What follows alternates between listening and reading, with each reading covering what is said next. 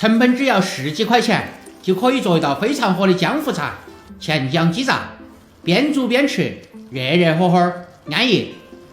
鸡杂里面来点盐，一点食用碱，再来一点白酒，一点面粉，使劲的揉搓，把脏东西都洗出来。这样子洗出来就一点腥味都没得。加了苏打粉，吃到也更脆。再用水冲洗干净，多冲洗几遍，多清洗几遍就干干净净的了。先切菌根儿，再切成片，针子切出来好看一点。鸡心切成片就可以了。鸡肠儿稍微切长一点。鸡杂里面来点胡椒粉，一点白酒，一点酱油，红薯粉，给鸡杂码个味儿。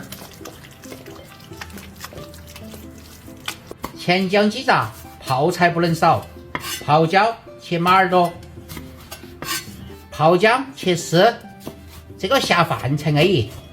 一点泡萝卜也切丝，长了中间截断。再来点泡姜豆儿，一点大蒜、老姜、拍破，随意宰成壳儿。敲头一点芹菜、大葱切断，再切点小米辣。配菜来点土豆切成条，一点藕也切成条。锅儿热了，下点油，油来宽点儿，下入土豆藕和油，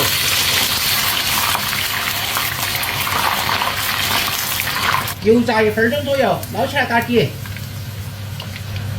再下入鸡杂和油，鸡心，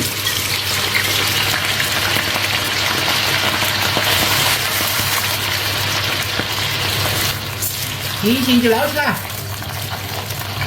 锅中留鸡油，来点猪油，花椒、泡姜、泡椒、姜蒜壳儿。先把泡菜的乳膻味炒出来。泡菜炒香了，来点豆瓣儿，炒出红油，少量的酱油，再来点辣椒面、香料粉儿，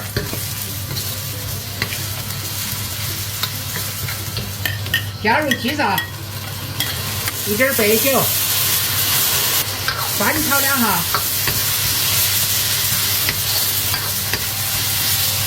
再加入啤酒，调味儿，鸡心、白糖、胡椒粉就不加盐了。